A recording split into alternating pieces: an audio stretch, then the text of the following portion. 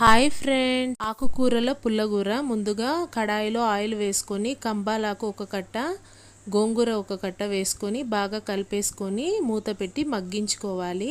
తరువాత పాలకూర వేసుకోవాలి ఒక కట్ట. ఉడికిన తరువాత సరిపడా మెంతాకు వేసుకోవాలి.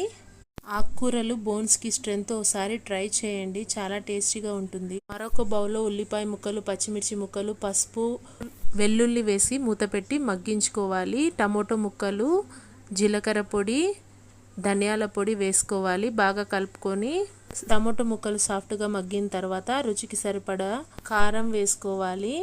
ఈ మిశ్రమాన్ని ఆకుకూరలు, చింతపండు ఇందులో వేసుకొని మూత పెట్టి మగ్గించుకోవాలి. కల్లుప్పు వేసి ఎనిపేసుకోవాలి. మరొక బౌల్లో ఆవాలు, ఆయిల్ వేసి ఉల్లిపాయ ముక్కలు, ఎండుమిర్చి, కరివేపాకు, జీలకర్ర వేసి పోపు వేసుకొని ఈ ఆకుకూరల మిశ్రమం వేసుకోవాలి. Like and subscribe.